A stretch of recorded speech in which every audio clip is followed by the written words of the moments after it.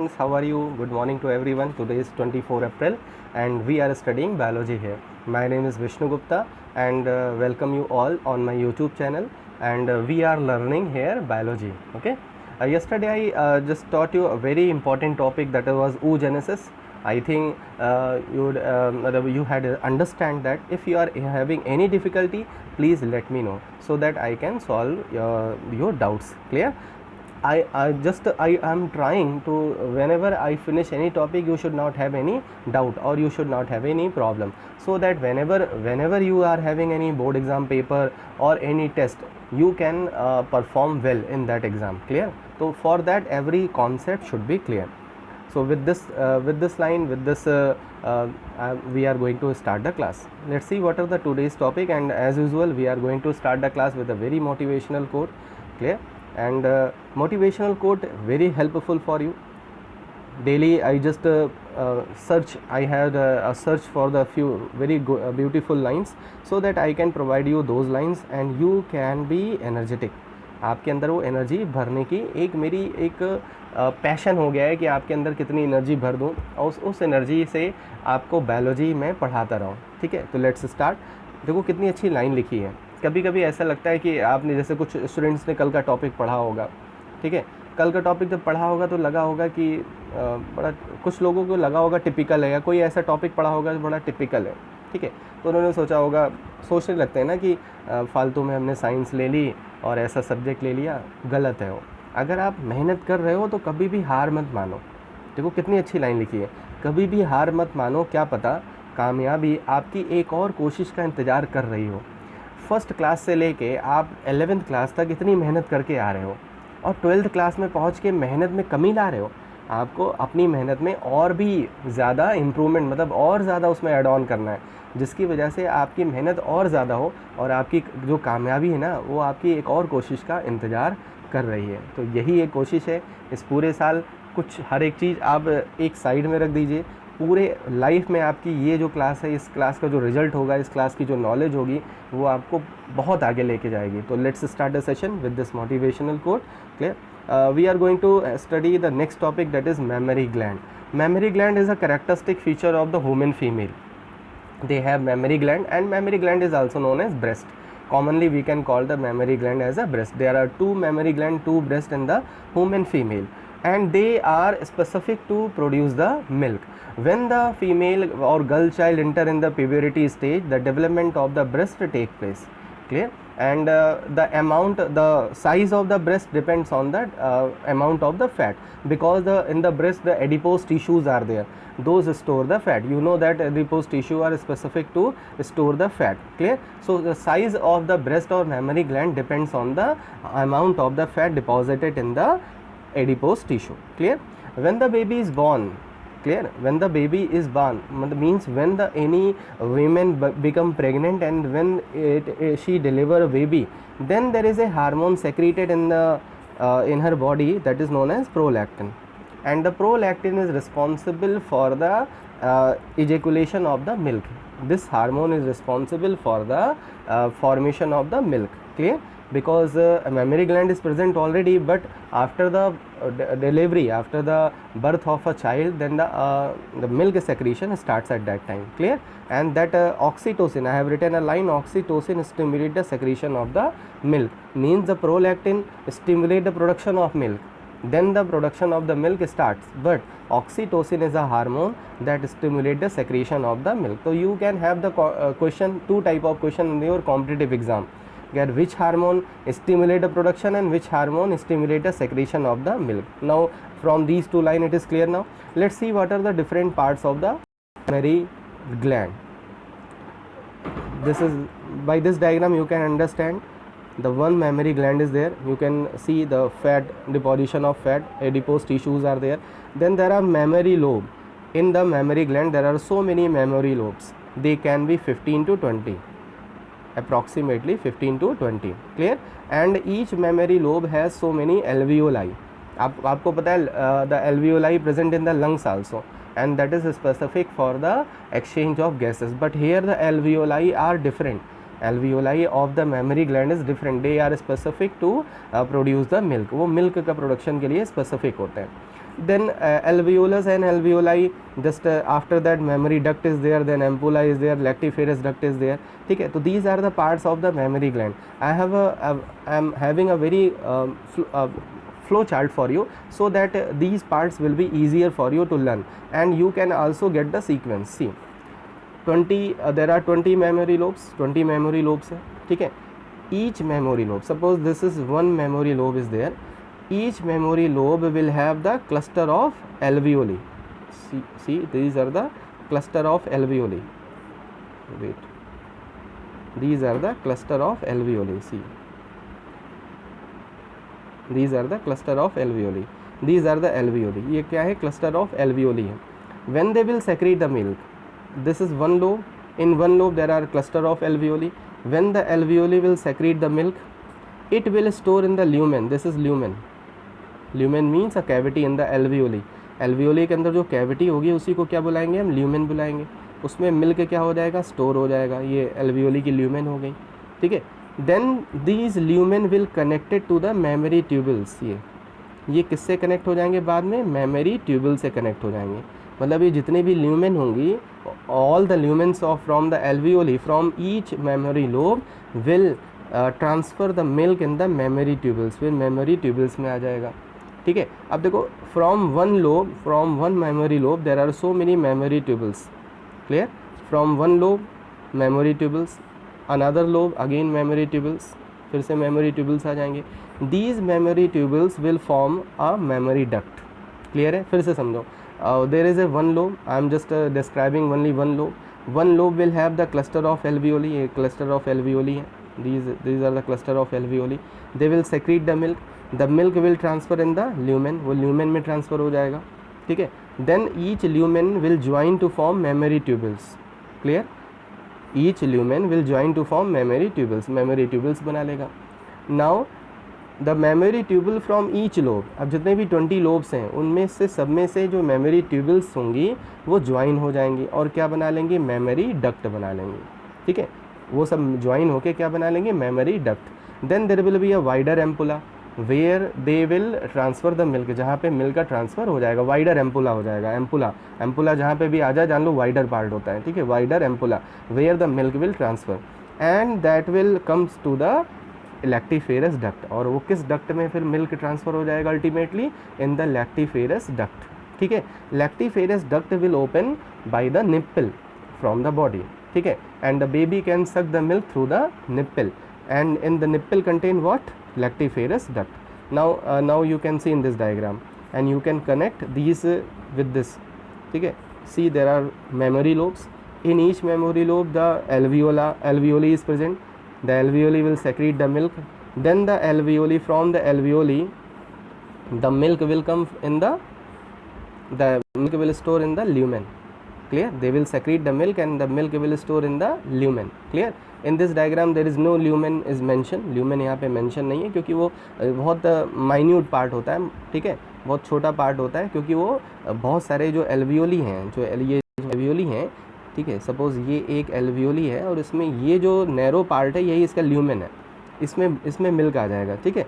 तो यहाँ पे क्या होगा कि जब एल्वियोली मिल्क सेक्रीट करेंगे तो वो ल्यूमेन में आ जाएगा, ठीक है. अब देखो यहाँ पे ल्यूमेन हो गया, स्टोर्ड इन ल्यूमेन. ल्यूमेन के बाद फिर मिल्क कहाँ पे आ रहा है? मेमोरी डक्ट में आ रहा है. मेमोरी ट्यूबल्स, ये मेमोरी ट्यूबल्स वहाँ पे नहीं मेंशन है. मेमोरी ट्यूबल्स क्या होंगी? हर एक एल्वियोली से जो भी ल्यूमेन निकलेगा वो क्या बना लेगा? मेमोरी ट्यूबल बना लेगा, ठीक है. मेमोरी ट्यूबल ज्वाइन होके क्या बना लेंगे? मेमोरी डक्ट बना लेंगे, ठीक है. क्लियर हो गया? मेमोरी डक्ट फिर क्या करेंगे? मेमोरी डक्ट एम्पुला में ओपन हो जाएंगी. सी इन द डायग्राम, ये देखो एम्पुला भी दिख रहा है. मेमोरी डक्ट सारी ज्वाइन होके किस में ओपन हो रही हैं? एम्पुला में ओपन हो रही हैं. फिर एम्पुला में जितने भी डक्ट हैं वो एम्पुला जितने भी हैं वो कहाँ पे ओपन हो रहे हैं? लैक्टिफेरस डक्ट में ओपन हो रहे हैं. और लैक्टिफेरस डक्ट ही देखो निप्पल से, ठीक है, बाहर की तरफ मिल्क का इजेक्शन करेगी. तो इस तरह से these are the part of the mammary gland और ब्रेस्ट, ठीक है. क्लियर हो गया? तो ये भी क्लियर हो गया कि कैसे मिल्क का सेक्रीशन होता है. 2 hormones are responsible for the development of the breast, that is estrogen and progesterone. In this slide it is written, ठीक है. And for the production of the milk and for the secretion of milk, तो 2 different hormones are responsible. Clear? Now come to the next topic. Clear है सबको? ठीक है. Now come to the next topic that is menstrual cycle. ठीक है. This cycle take place in the womb and female, and this is a cyclic changes take place when the female enter in the puberty stage. From the puberty stage, ठीक है, that is also known as child bearing period.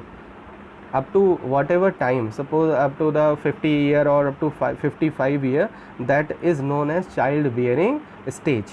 Up to the child bearing stage these cycles can be observed. ये cycle को हम observe कर सकते हैं, ठीक है. Now in this ये जो graph है, with the help of this graph we can easily understand the menstrual cycle, ठीक है. When the menstrual cycle start, that is known as menarche. Means the first time when the menstrual cycle start at the puberty stage in the human female, that stage is known as what? Menarche, ठीक है. Now see what happens when the menstrual cycle start. First of all there is a bleeding phase. You can see there is a menstruation and it is also known as bleeding phase. इसी phase को हम और क्या बुलाते हैं? bleeding phase बुलाते हैं. That I will teach you later on. मैं अभी आपको बाद में बताऊंगा इसके बारे में, ठीक है. क्लियर, तब आपको और ज़्यादा क्लियर हो जाएगा. Let's see, when there are two category of the hormone is responsible to regulate all these changes in this cycle. जितनी भी changes हो रहे हैं cycle में, उसको दो कैटेगरी का हार्मोन कंट्रोल करते हैं. First category of hormone comes from the pituitary gland. कहाँ से आ रहा है? पिट्यूटरी ग्लैंड से आ रहा है, ठीक है. There are two type of hormone secreted by the pituitary. One is the FSH follicle stimulating hormone and another one is the luteinizing hormone. Clear? FSH and LH. Now you can see that when the cycle start, you can see the FSH level is high, slightly high than the LH, ठीक है. दिख रहा है FSH का level क्या है? LH से हल्का सा स्लाइटली क्या है? हाई है, ठीक है. This FSH is responsible for the developing for the to develop the follicles. आपने कल पढ़ा था ना oogenesis. In oogenesis what you came to know? that there are so many primary follicles are there. Primary follicles develop into the mature follicle. Primary follicle ही किस में develop होते हैं? मैच्योर फॉलिकल डेवलप करते हैं. और उसी प्राइमरी फॉलिकल में प्राइमरी oocyte भी डिवीज़न करता है और ओवम बना लेता है. इतना क्लियर था? कल आपने ये पढ़ा था, ठीक है. तो that primary follicle is in the stimulation of FSH start developing. अब यहाँ देख रहे हो इस हार्मोन और इस हार्मोन को देखो, इसको आप को रिलेट कर सकते हो. FSH का सेक्रीशन ज़्यादा था तो किसका डेवलपमेंट होने लगा? फॉलिकल्स का डेवलपमेंट होने लगा. अब देखो FSH का लेवल कम हो गया कंपेरेटिवली टू द LH के लेवल से FSH का लेवल अब कम हो गया और दीज फॉलिकल्स आर डेवलपिंग. ये फॉलिकल्स क्या हो रहे हैं? डेवलप हो रहे हैं. अब देखो when these follicles are developing, तो कौन सा हार्मोन का लेवल ज़्यादा है? Estrogen. Because follicle cells secrete estrogen. कल मैंने आपको एक फ्लो चार्ट दिखाया था, उसमें हार्मोन्स के बारे में बताया था कि estrogen is released by the developing follicle. जो फॉलिकल्स डेवलप होते हैं उसी से कौन सा हार्मोन रिलीज़ होता है? एस्ट्रोजन रिलीज़ होता है, ठीक है. तो developing follicle secrete what? Estrogen. That's why you can see in this graph estrogen level is high. Estrogen का लेवल क्या है? देखो ज़्यादा है. Why? Because the follicles are developing. Follicles क्या हो रहे हैं? डेवलप हो रहे हैं, ठीक है. Now see what happens. जैसे देखो जैसे ही फॉलिकल्स रप्चर्ड हुआ है, देखो yesterday I told you about the ovulation. मैंने कल आपको ovulation बताया था कि ovulation क्या होता है. when the Graafian follicle ruptured and ova come out, ova मतलब secondary oocyte come out, that is known as ovulation. अब देखो ovulation पे यहाँ देखो यहाँ क्या हो रहा है? LH सर्ज, इसी को बोलते हैं LH लिखा ही हुआ है, मैं यहाँ पे सर्ज लिख दे रहा हूँ. LH सर्ज का मतलब होता है at the certain stage 10 to 14 stage, मतलब जो साइकिल के जो डे होते हैं 1 से लेकर 28 डेज़ की जो साइकिल होती है उसमें 14 डेज़ के आसपास, ठीक है, there is a LH surge, मतलब rapid secretion of the luteinizing hormone. यहाँ पे रैपिड सेक्रीशन हो रहा है, देख रहे हो यहाँ पे नॉर्मल था लेकिन यहाँ पे रैपिड हो रहा है, ये रैपिड सेक्रीशन हो रहा है. तो रैपिड सेक्रीशन को हम क्या बुलाते हैं? LH सर्ज बुलाते हैं. Because of the LH surge, because of the rapid secretion, the ova release from the Graafian follicle. This is the reason कि why the Graafian follicle ruptured. Graafian follicle क्यों ruptured हो जाता है? LH surge की वजह से. अब देखो ova release हो गया, ova release and it will come in the fallopian tube. आपको डायग्राम अपने दिमाग में लेके आइए, fallopian tube में आ जाएगा, एम्पुला में जाएगा, ठीक है. Now what will happen to the left Graafian follicle? Ruptured Graafian follicle will transform into a structure that is known as corpus luteum, ठीक है. जो ruptured Graafian follicle है वो किस में ट्रांसफॉर्म हो जाएगा? कॉर्पस ल्यूटियम में ट्रांसफ़र हो जाएगा. ये एक येलो कलर की टेम्परेरी ग्लैंड मान सकते हो उसको, ठीक है। और देखो यहाँ पे LH का लेवल देखो ज़्यादा है अभी भी, ठीक है, क्योंकि जो कॉर्पस ल्यूटियम है वो देखो कौन सा लेवल, अब यहाँ देखो कौन से हार्मोन का लेवल यहाँ पे बढ़ गया इसके बाद, प्रोजेस्टेरॉन, क्योंकि कॉर्पस ल्यूटियम कौन सा हार्मोन सेक्रेट करता है, प्रोजेस्टेरॉन, और प्रोजेस्टेरॉन का लेवल देखो यहाँ से बढ़ गया। And this progesterone hormone is responsible for the maintenance of endometrium wall. ये जो डायग्राम ये देख रहे हो तुम रेड कलर का, this is the layer of the endometrium wall. देखो जैसे जैसे प्रोजेस्टेरॉन का लेवल बढ़ रहा है वैसे वैसे एंडोमेट्रियम वॉल में भी चेंजेस आ रहे हैं। क्या चेंजेस आ रहे हैं, एंडोमेट्रियम वॉल स्पंजी हो जा रही है, एंडोमेट्रियम वॉल में ब्लड वेसल्स ब्लड की सप्लाई बढ़ जा रही है। These are the changes in the endometrium wall. Now question is that why there is a change in the endometrium wall, because endometrium wall will if the ova will fertilize, जो यहाँ ova release हो चुका है अगर वो fertilisation हो गया then this ova will implant here, ओवा का जो इम्प्लांटेशन होगा जाइगोट बन के that will take place in the endometrium wall of the uterus, वो यूटेरस के एंडोमेट्रियम वॉल में हो जाएगा। So that when the corpus luteum is form it start preparing the endometrium, ये एंडोमेट्रियम को पूरी तरह से प्रिपेयर करने लगता है। क्लियर है, दैट्स वाई देखो प्रोजेस्टेरॉन का लेवल क्या है, ज़्यादा है। अब नाउ इफ़ ओवा डज नॉट फर्टिलाइज, अगर ओवा का फर्टिलाइजेशन नहीं हुआ, ठीक है, ओवा का फर्टिलाइजेशन नहीं हुआ, नो फर्टिलाइजेशन, तब देखो कॉर्पस ल्यूटियम धीरे धीरे क्या हो जाएगा, डीजनरेट हो जाएगा। देखो कॉर्पस ल्यूटियम क्या हो रहा है, डीजनरेट हो रहा है। If the corpus luteum is getting degenerated then you can see the progesterone level is also going down, progesterone level भी क्या हो रहा है, कम हो रहा है। अगर प्रोजेस्टेरॉन लेवल कम हो रहा है तो एंडोमेट्रियम वॉल में जो चेंजेस आए थे वो भी धीरे धीरे रप्चर्ड हो रही है, मतलब एंडोमेट्रियम वॉल भी क्या हो रही है, रप्चर्ड हो रही है। ये कब हो रहा है, when there is no fertilization, जब फर्टिलाइजेशन नहीं हो रहा है, नो फर्टिलाइजेशन। क्लियर है, फर्टिलाइजेशन नहीं हुआ तो कॉर्पस ल्यूटियम क्या होने लगा, डीजनरेट होने लगा। जैसे जैसे कॉर्पस ल्यूटियम डीजनरेट हो रहा है there is a decline in the progesterone hormone level, progesterone के भी लेवल में जो डिक्लाइन है वो स्टार्ट हो गया और धीरे धीरे कॉर्पस ल्यूटियम पूरी तरह से डीजनरेट हो गया। कॉर्पस ल्यूटियम डीजनरेट हो गया, एंडोमेट्रियम वॉल रप्चर्ड हो गई।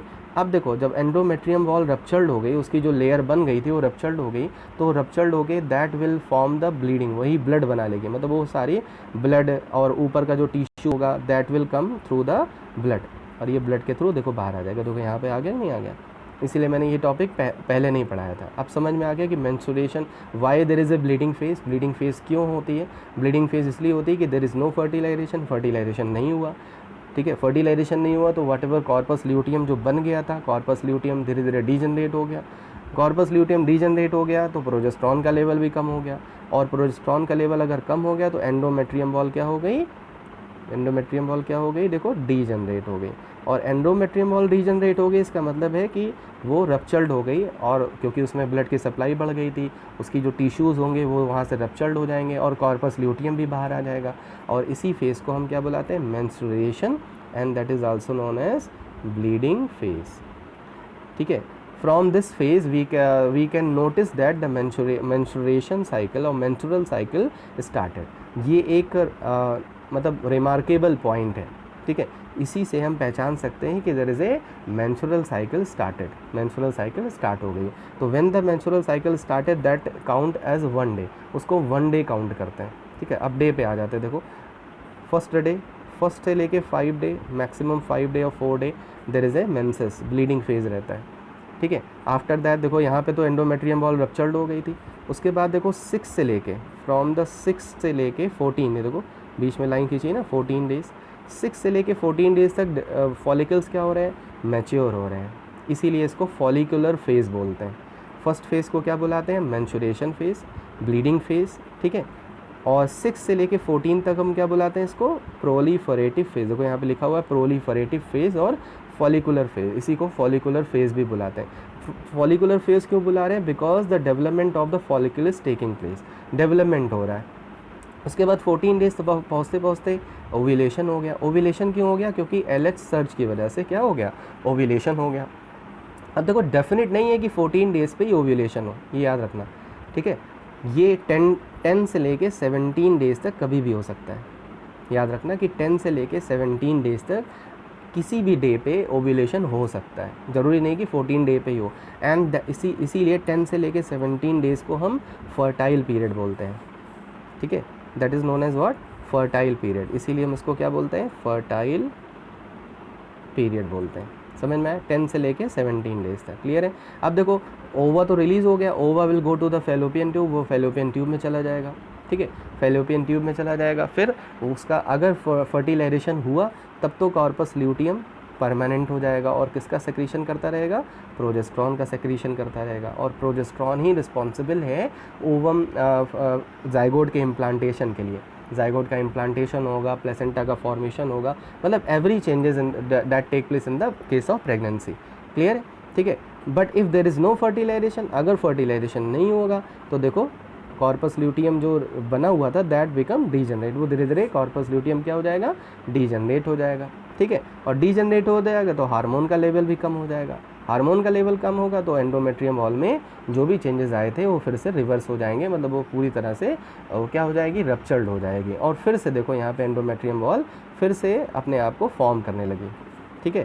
क्लियर हो गया।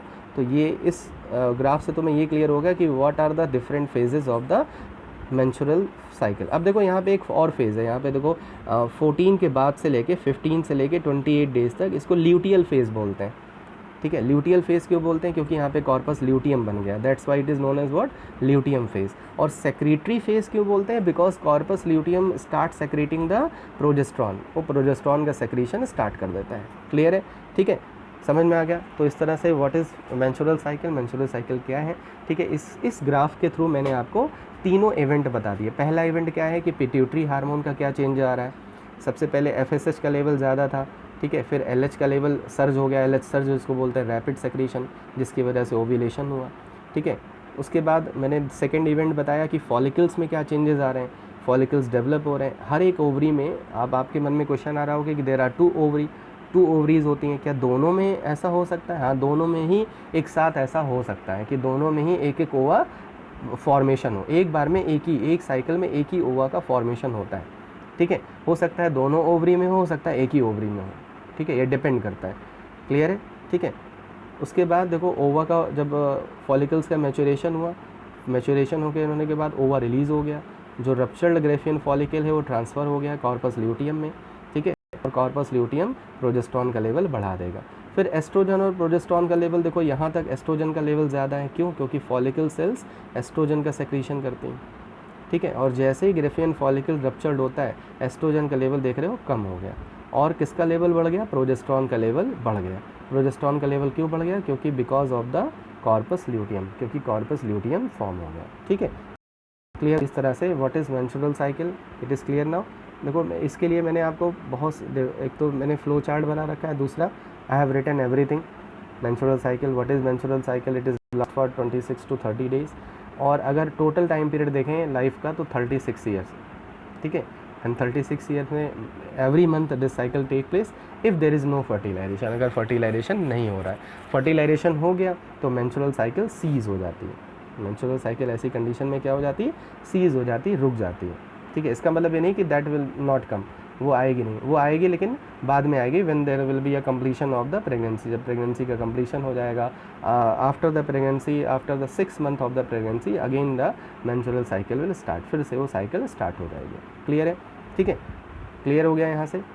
अब देखो इसके लिए मैंने एक और ग्राफ देखो यहाँ पे लगा दिया ताकि आप बहुत अच्छे से समझ लो कि यहाँ पे देखो मेंस्ट्रुअल फ्लो जब था तो देखो ये एंडोमेट्रियम वॉल रप्चर्ड हो गया, इसमें जो ब्लड वगैरह थी वो रप्चर्ड हो गया। फिर से देखो फॉर्मेशन होने लगा एंडोमेट्रियम वॉल का। अगर फर्टिलाइजेशन नहीं हुआ तो फिर से एंडोमेट्रियम वॉल क्या हो जाएगी? रप्चर्ड हो जाएगी। इसी को बोलते हैं हम सेक्रेटरी फेज, ठीक है। क्लियर है। नेक्स्ट देखो यहाँ पे एक और मैंने ये लगा दिया है कि देखो फॉलिकल्स का डेवलपमेंट हुआ, ओव्यूलेशन हुआ, ओव्यूलेशन के बाद जो कॉर्पस ल्यूटियम बना, ठीक है। कॉर्पस ल्यूटियम अगर फर्टिलाइजेशन हुआ तो कॉर्पस ल्यूटियम बना रहेगा, अदरवाइज़ ये क्या हो जाएगा? डीजनरेट हो जाएगा। तो मतलब एवरी स्टेप पे आपको समझ में आएगा, कोई दिक्कत नहीं आएगी, ठीक है। उसके बाद ये देखो मैंने हर एक पॉइंट लिख रखा है कि कितने फेजेस होते हैं उसके, ठीक है। उन फेजेस को हम तीन फेजेस, मेनली 3 फेजेस में डिवाइड कर सकते हैं। The first one is menstrual phase that last for 4 days, इसको हम 5 days भी लिख सकते हैं, that last can be last for the 5 days also, ठीक है। और ये तभी होगा जब there is no fertilization of ovum. जैसे क्वेश्चन आ गया कि when there is no fertilization of ovum then what happens, and if the fertilization take place then there will be no menstrual phase. तो यही मार्क होता है, मतलब if there is no menstrual phase after किसी cycle में अगर menstrual phase नहीं आई तो इसका मतलब है कि there is a pregnancy is going to take place, pregnancy होने जा रही है। बट इफ़ अगर डिले हो गई, सपोज़ जैसे 1 से लेके 28 डेज़ तक होती है, ठीक है। After 28 days suppose it immediately the menstrual does not come immediately. Suppose 1 day 2 day का डिले हो गया, 5 डेज़ का डिले हो गया, 6 डेज़ का डिले हो गया, इसका मतलब ये श्योरिटी नहीं है कि देयर इज़ ए प्रेगनेंसी, ठीक है। दैट कैन बी डिलेड, मतलब menstrual phase can be delayed, वो डिले हो सकती है, मेंस्ट्रुअल साइकिल डिले हो सकती है। वो डिपेंड करता है हेल्थ पे, डिपेंड करता है साइकोलॉजिकल कंडीशन पे, डिपेंड करता है। अगर ह्यूमन फीमेल बहुत ज़्यादा स्ट्रेस में है, उसकी हेल्थ पुअर है, उसके बॉडी में एनीमिया प्रॉब्लम है, ठीक है, ब्लड की कमी है, then that can be delayed, वो डिले हो सकती है। क्लियर है, ठीक है। और इसमें क्या होता है, वही जो फंक्शनल लेयर है एंडोमेट्रियम वॉल, वो शेड हो जाती है, मतलब वो रप्चर्ड हो जाती है, ठीक है। तो ये क्लियर हो गया। उसके बाद नेक्स्ट देखो प्रोलीफरेटिव फेज़ मैंने यहाँ पे लिख रखा है, समझ में आ ही गया होगा कि प्रोलीफरेटिव फेज़ में क्या होता है, ठीक है। प्रोलीफरेटिव फेज़ में FSH जो होता है वो रिलीज़ होता है और फॉलिकल्स मैच्योर होते हैं, इसीलिए इसको प्रोलीफरेटिव फेज़ या फॉलिकुलर फेज़ भी बोलते हैं, ठीक है। उसके बाद देखो जैसे जैसे देखो यहाँ पे दिया है, जैसे ओव्यूलेशन होगा, जो एस्ट्रोजन है उसका लेवल कम हो जाएगा, क्योंकि फॉलिकल्स क्या हो जाएंगे, डिक्लाइन हो जाएंगे। नेक्स्ट देखो मैंने लिख रखा है सेक्रेटरी फेज, कि सेक्रीशन होगा, किसका सेक्रीशन होगा, प्रोजेस्टेरॉन का सेक्रीशन होगा। क्यों? क्योंकि अगर ग्राफियन फॉलिकल जब रप्चर्ड हो गया तो कॉर्पस ल्यूटियम बन गया, और कॉर्पस ल्यूटियम क्या बनाएगा, प्रोजेस्टेरॉन बनाएगा, ठीक है। अब एक चीज़ और यहाँ पे एक चीज़ समझ लो, देखो if there is a fertilization अगर हो गया, ठीक है, तो फर्टिलाइजेशन हो गया तो क्या होगा, प्रोजेस्टेरॉन का लेवल बना रहेगा। If there is a level of the progesterone is high in the blood, अगर ब्लड में प्रोजेस्टेरॉन का लेवल ज़्यादा है तो there will be no secretion of FSH। बहुत ध्यान से सुनना, मैंने क्या बता रहा हूँ, अगर फर्टिलाइजेशन हो गया तो प्रोजेस्टेरॉन का लेवल क्या रहेगा, ज़्यादा रहेगा। क्यों? क्योंकि कॉर्पस ल्यूटियम तो मतलब दैट विल बी रिटेन, वो रिटेन कर जाएगा, ठीक है। और कॉर्पस ल्यूटियम तब तक रिटेन रहेगा जब तक कि प्लेसेंटा फॉर्म नहीं हो जाएगा, ठीक है। प्लेसेंटा जब बन जाएगा तो कॉर्पस ल्यूटियम फिर जो है धीरे धीरे डीजनरेट होने लगता है। ऐसा नहीं कि कॉर्पस ल्यूटियम हमेशा के लिए रहता है, कॉर्पस ल्यूटियम तब तक रहता है जब तक उधर प्लेसेंटा का फॉर्मेशन ना हो जाए, पूरी तरह से एम्ब्रियो डेवलपमेंट में ना स्टार्ट हो जाए, ठीक है। अगर प्रोजेस्टेरॉन का लेवल ज़्यादा है तो तब तक कौन सा हार्मोन सेक्रेट नहीं होगा, FSH का सेक्रीशन नहीं होगा। और अगर FSH का सेक्रीशन नहीं होगा तो ओवा का भी फॉर्मेशन नहीं होगा, फॉलिकल्स मैच्योर नहीं होंगे। क्लियर हो गया, ठीक है। तो इसका मतलब है कि अगर फर्टिलाइजेशन हो जाए तो नेक्स्ट साइकिल में, मतलब जो नेक्स्ट फेज़ आएगी, मतलब जो आगे की डेज आएंगी, उसमें कोई भी ओवा का फॉर्मेशन नहीं होगा, ओवा का फॉर्मेशन रुक जाएगा। क्लियर है।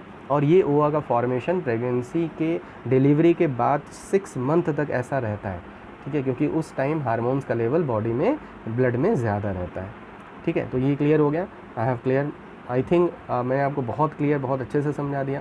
अब देखो एक जैसे मिथ और मिसकंसेप्शन भी है सोसाइटी में, because we are learning biology, तो हमें ये भी समझना चाहिए when there is a menstrual cycle cease, तो लोगों का मानना होता है there is a pregnancy. No, अगर मेंस्ट्रुअल साइकिल डिले हो गई तो इसका मतलब ये नहीं कि देयर इज़ ए प्रेगनेंसी, ठीक है। That can be delayed because of what, because of the poor health means anaemia, because of the stress, अगर स्ट्रेस भी पड़ रहा है तब भी ये डिले हो सकती है, बट इट विल कम, मतलब इट विल कम।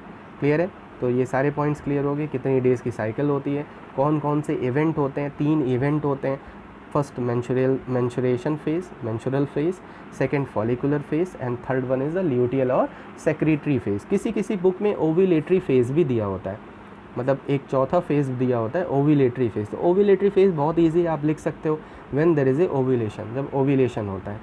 समझ में आ गया, ठीक है। और ओव्यूलेशन के लिए कौन सा हार्मोन रिस्पॉन्सिबल है, LH सर्च की ही वजह से ग्राफियन फॉलिकल रप्चर्ड हो जाता है और ओवा का रिलीज़ हो जाता है, ठीक है। ओवा जो है फैलोपियन ट्यूब में 24 आवर से, मतलब 24 आवर से 48 आवर तक रहता है। अगर तब तक कोई स्पर्म वहाँ पे रिलीज़ हो गया तो फर्टिलाइजेशन के चांसेस रहते हैं, ठीक है। इसीलिए जितने भी एजुकेटेड कपल होते हैं वो 10 से लेके 17 डेज़ तक कॉपुलेशन नहीं करते।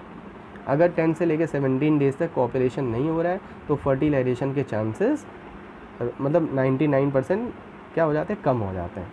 एक मतलब 100% हम नहीं कह सकते, क्योंकि हो सकता है ओवा 18 डेज़ पे रिलीज़ हो गया हो सकता है ओवा 9 डेज़ पे ही रिलीज़ हो गया हो, वो डिपेंड करता है। लेकिन 10 से लेके 17 डेज़ सबसे फिक्स डेट्स हैं कि इसी बीच में क्या होगा, ओवा का रिलीज़ होगा। 10 से 17 डेज़ कैसे पता लगाएंगे, when the menstrual phase start, उसको 1 डे मान लेते हैं, ठीक है, वहीं से मेंस्ट्रुअल साइकिल स्टार्ट होगी ये मान लेते हैं, और जब 10 डेज़ आएगा तो जान लो ये 10 से लेके और 17 डेज़ जो है ये रिस्क पीरियड होता है, इसमें कॉपुलेशन ना हो तो there will be no pregnancy के चांसेस पूरी तरह से ख़त्म हो जाएंगे। क्लियर है? तो ये this was about the menstrual cycle. When the menstrual cycle stop at the age of 50 और 55 that is known as menopause. Last में देखो पॉज लगा भी हुआ है, menopause that stop the menstrual cycle, और यहीं पे मेंस्ट्रुअल साइकिल स्टॉप हो जाती है, क्योंकि आपको पता है limited number of primary follicles होते हैं हर एक ओवरी में, उनमें से बहुत सारे तो डीजनरेट हो जाते हैं। एवरी मंथ, हर एक मंथ में केवल एक ही ओवा का फॉर्मेशन होता है। तो आप कैलकुलेट करो कि पूरी ह्यूमन की फीमेल लाइफ में चाइल्ड बीयरिंग पीरियड में ह्यूमन फीमेल कितने ओवा रिलीज़ कर सकती है, मुझे कैलकुलेट करके बताना कमेंट बॉक्स में। ठीक है, क्लियर हो गया? So I am ending this session. मैंने जितने भी फीमेल रिप्रोडक्टिव सिस्टम से रिलेटेड पार्ट थे, गैमेटोजेनेसिस था, एवरीथिंग इज़ फिनिश नाउ। अब यहाँ पे सारी चीज़ें फिनिश हो गई। Now we will study about the what fertilisation and implantation, मतलब आपने 80% इस चैप्टर को पढ़ लिया है। ठीक है, तो जो भी टॉपिक्स आपने पढ़े हैं प्लीज़ उसको एक बार फिर से रिवाइज़ कर लेना, क्योंकि रिवीजन रहेगा तो आगे के टॉपिक आपको बहुत समझ में आएंगे। और देखो, अगर जिसको oogenesis समझ में आ गया होगा उसको मेंस्ट्रुअल साइकिल समझने में कोई प्रॉब्लम नहीं आएगी। यहाँ से क्वेश्चन हार्मोन के लेवल पे आते हैं, एंडोमेट्रियम वॉल से आते हैं, लॉन्ग क्वेश्चन आता है कि explain all the phases of the menstrual cycle, then I have provided you the notes. मैंने आपको नोट्स भी स्लाइड के फॉर्म में प्रोवाइड कर दिया है। ठीक है, क्लियर है? ठीक है, I think I have clear my self, मैंने आपको बहुत अच्छे से समझा दिया है। अगर नहीं समझ में आया तो एक बार और जो है इस वीडियो को देख लेना, फिर भी नहीं समझ में आ रहा है तो प्लीज़ कमेंट बॉक्स में लिखना। ठीक है, then I will make you understand again, मैं आपको फिर से समझा दूँगा। Yesterday I forget to just give you one this flow chart, मैंने आपको एक फ्लो चार्ट नहीं दिया था, तो आज मैं इसको ये लगा दे रहा हूँ, इसको आप नोट कर लेना। ठीक है, this is the for the oogenesis, ये oogenesis के लिए है।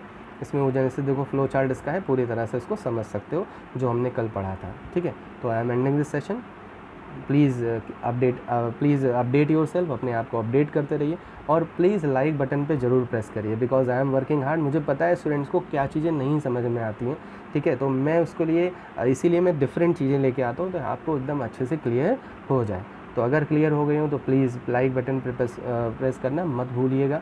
ठीक है, लाइक ज़रूर करिएगा, लाइक से मुझे पता लग जाता है कि ये स्टूडेंट्स को समझ में आ रहा है और मेरी जो हार्ड वर्क है दैट इज़ बिकमिंग फ्रूटफुल, वो फ्रूटफुल हो रही है।